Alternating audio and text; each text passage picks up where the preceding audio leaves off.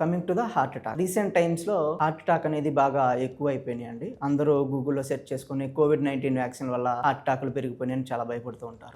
కానీ రీసెంట్ స్టడీస్‌లో కూడా కరోనా వ్యాక్సిన్ వల్ల హార్ట్ అటాక్ ఎక్కువ వస్తుందనేది ప్రూవ్ అవ్వలేదు. బట్ కొన్ని స్టడీస్ అయితే జరుగుతూ ఉన్నాయి. సో కరోనా వ్యాక్సిన్ వల్ల హార్ట్ అటాక్ వస్తుందా రాదా అనే విషయాన్ని పక్కన పెట్టేస్తే మనకి కొన్ని రిస్క్ ఫ్యాక్టర్స్ ఉన్నాయండి. వాటిని మాడిఫై చేసుకోగలిగితే మనకి హార్ట్ అటాక్ వచ్చే ఛాన్స్‌ని బాగా తగ్గించుకోవచ్చు. Coming to the modified risk factors, first thing smoking వల్ల హార్ట్ అటాక్ వచ్చే ఛాన్సెస్ జనరల్గా 10-15% పెరిగే ఛాన్సెస్ ఉంది.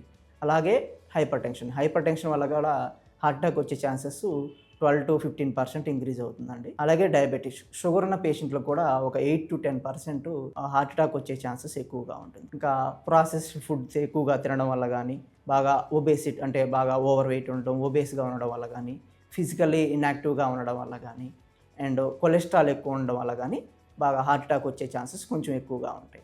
Coming to the non modified risk factors, అంటే కొన్ని మన చేతుల్లో లేని రిస్క్ ఫ్యాక్టర్స్ ఉంటాయండి. అది ఏజ్ ఇంక్రీజ్ అయ్యేకొంది హార్ట్ అటాక్ వచ్చే ఛాన్సెస్ ఎక్కువగా ఉంటాయి. అలాగే జెనెటిక్ ఫ్యాక్టర్స్ కానీ, ఫ్యామిలీ హిస్టరీ కానీ, ఇంకా rare causes air pollution, depression, stressful life వల్ల కూడా హార్ట్ అటాక్ వచ్చే ఛాన్సెస్ ఎక్కువగా ఉంటాయి.